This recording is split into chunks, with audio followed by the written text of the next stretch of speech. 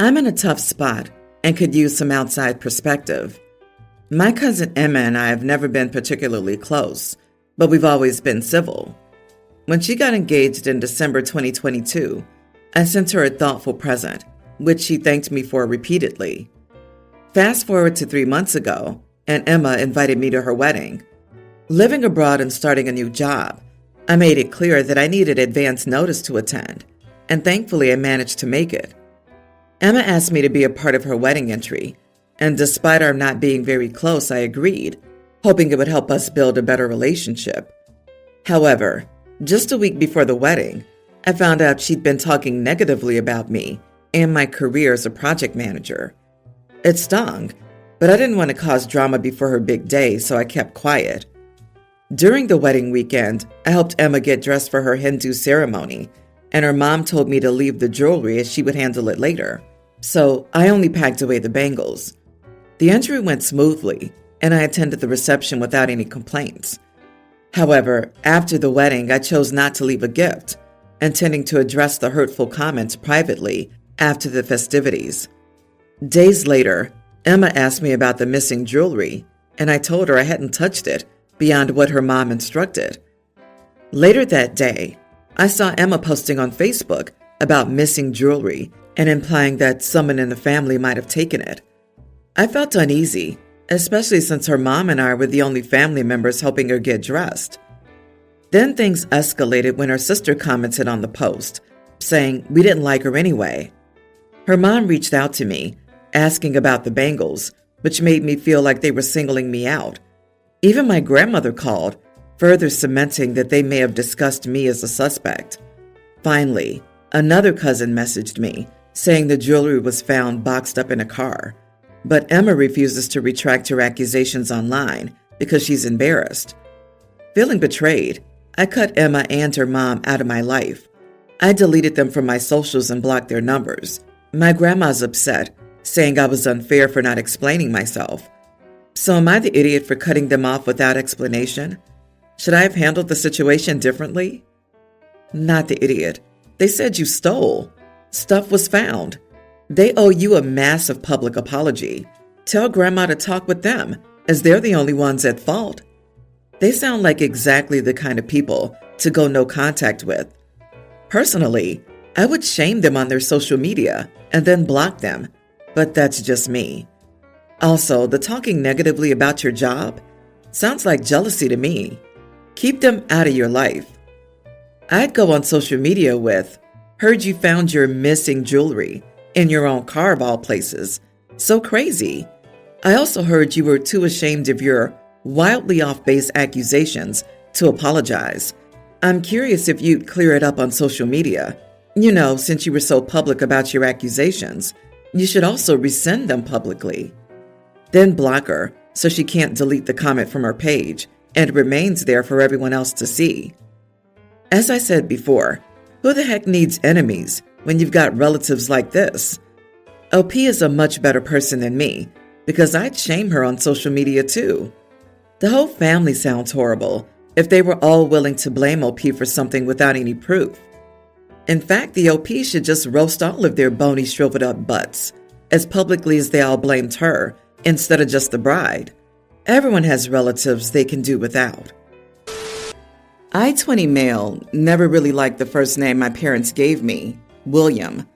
I grew up around kids with names I found way cooler, like Hendrix, Hunter, Orion, Forrest, River, Indigo, Ryder, etc. Not that I was the only kid with a normal or a classic name, but I would say that those with weird or unusual names way outnumbered us in my school. I was always jealous, but I always knew my mom loved my name so much, and I knew it would upset her if I tried changing it. So I never used my nickname at home, which was Jet. A part of me always wished I could just go by Jet, but I decided not to rock the boat or upset my mom. But then a year ago, my mom found out about the nickname and scolded me for using it and introducing myself to new people as Jet. She was such an idiot about it. And then she told me I should be grateful for her decision to give me a nice classic name, because look at how ridiculous my two best friends sound with their first names. And I told her I was jealous of them. She said they're jealous of me, and I was too young to see it. I told her she should try asking my best friends that, because I know for a fact they love their names. Mom called me all kinds of names and told me she would never allow me to change my name anyway. She demanded I stop going by Jet. It annoyed me so much, and after a few weeks of thinking about our argument and looking at the reasons I kept William instead of changing it to Jet, I realized she really didn't deserve that consideration, given her reaction to me having a nickname and her thinking she could just make that decision for me. I was 19 at this point. So I saved money and then petitioned to change my first name legally to Jet. I kept my middle name the same, but dropped William completely. It became official a few weeks ago, and my mom was furious when all my new documents came in, and she realized I hadn't lied and had officially gone through with the name change. She told me I'd ruined my life and disrespected her by changing the name she gave me, which she felt suited me best. I told her I never liked my name. She told me it should have grown on me because William is such a nice, normal name. She's still angry about it, and I expected that, but she really believes I'm in the wrong for going ahead with it. So, am I the idiot? Mom called me all kinds of names. Sure, it's fine when she wants to use something other than William, but it's World War III when you do? You are not the idiot. A name is a gift given to a child to be used as they see fit as they grow older. It's not a gift that comes with terms and conditions. You're not an extension of your mom, nor does she have any rule over your autonomy. My uncle made my grandmother walk out of Thanksgiving one year when he pranked her that he was naming his first son Van. His last name is DeLizer. Van DeLizer? He was not, in fact, naming his son that, but he got his wife to play along with the prank, and my grandmother was ready to call the church on him. He's definitely my favorite uncle. You are the idiot. Likely an unpopular opinion, but this was an extremely childish reason to change your name. You didn't think it sounded cool? Take it from someone born with a weird name. You'll get crap about it for the rest of your life. People will not take you seriously. Finding a job will be harder.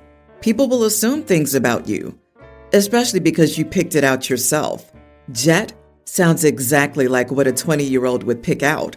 Not that it's a bad name per se, but you'll get crap about it because it sounds like the main character in an edgy young adult teen fiction novel.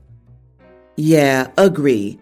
I know a bunch of people who change their names as adults, so I keep reading to see what the new name was, and I was like, yeah, the person who picked that was definitely in his teens when he picked it.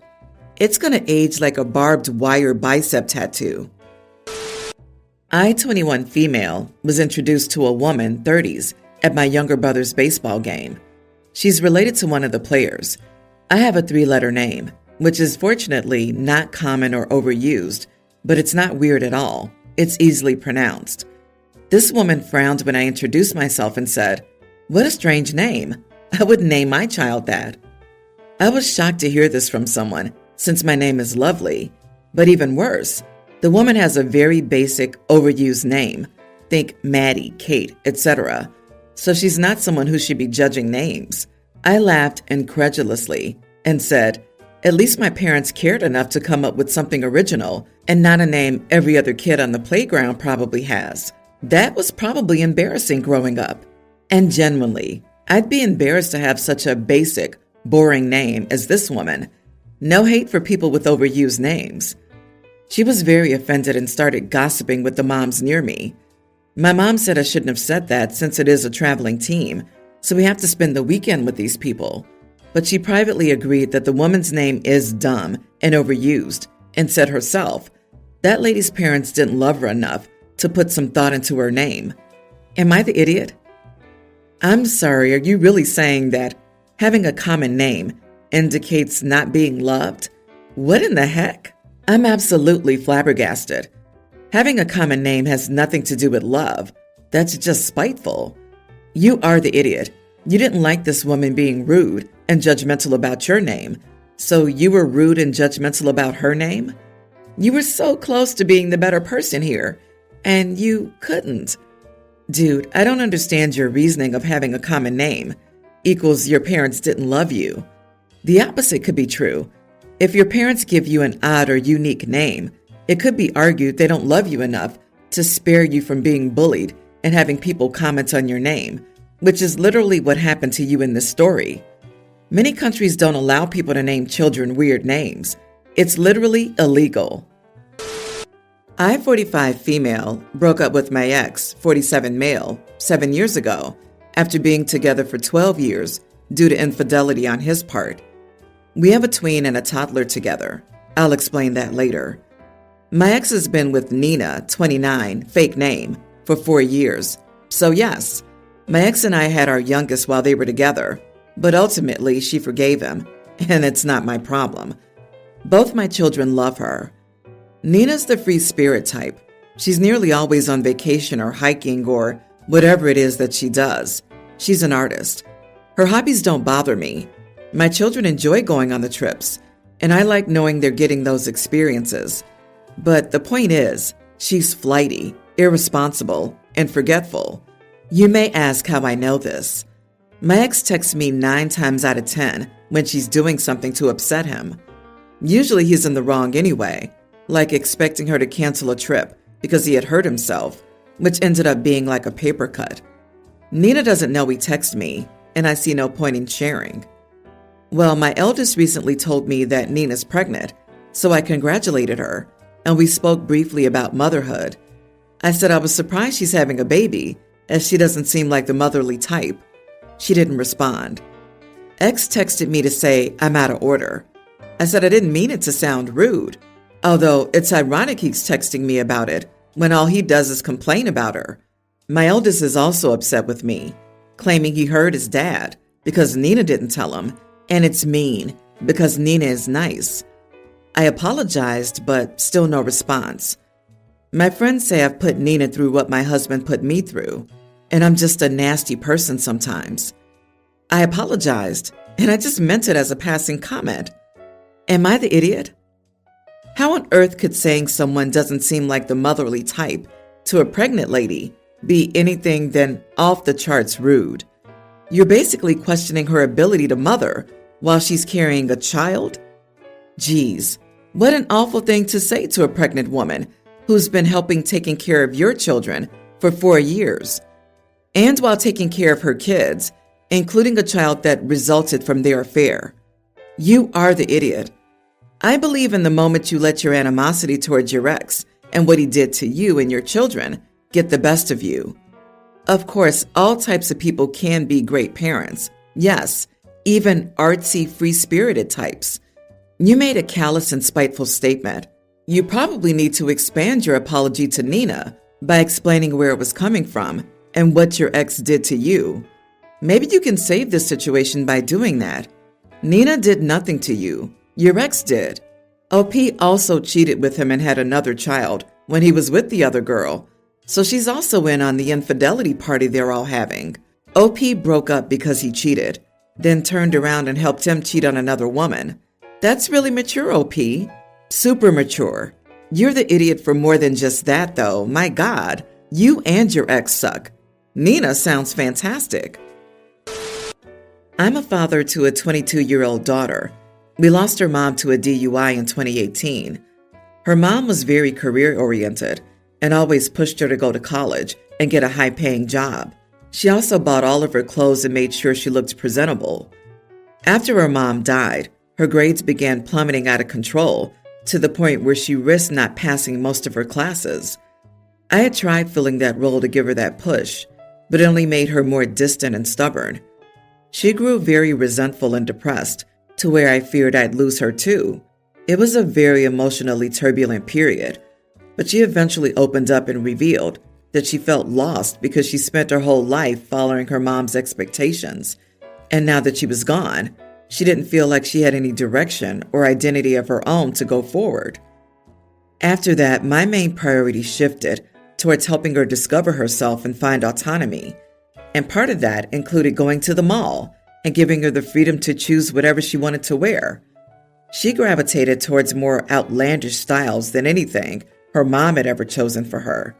Fishnet, leather, plaid skirts, belts, etc., and started experimenting with vibrant hair color and styling it into a mohawk. I figured it was a phase, but she really found herself in this identity.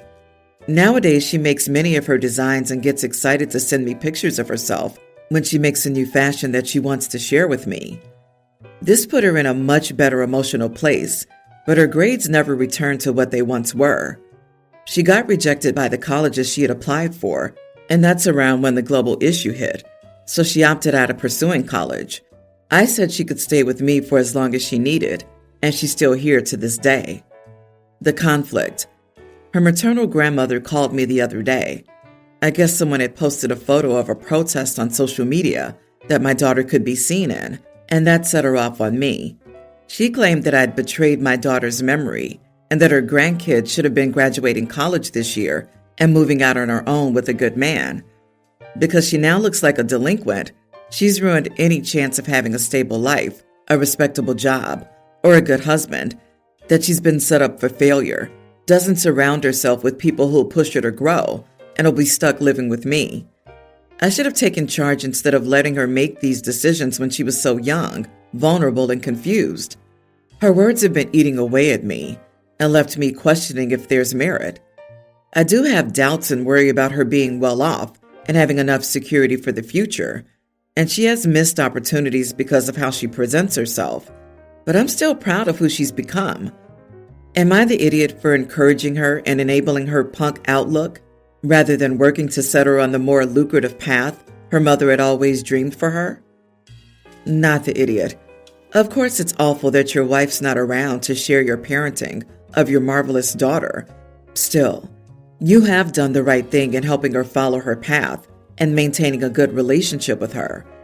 Your mother-in-law is exhibiting a classic case of drive-by parenting. I suspect she didn't care to help you and your daughter on your healing journey over the last 6 years. She's lost any right to comment on the destination by not sharing in that journey. It may very well be that your late wife would not have approved of your daughter's choices. Let's be honest. But one thing about being dead is that you don't get to vote. It may also be that she would have found a way to accommodate herself to the reality that you're raising a human being and not a parental aspiration. In short, well done for what you've done, and feel free to tell your mother-in-law to take her insecurities to people who care about them.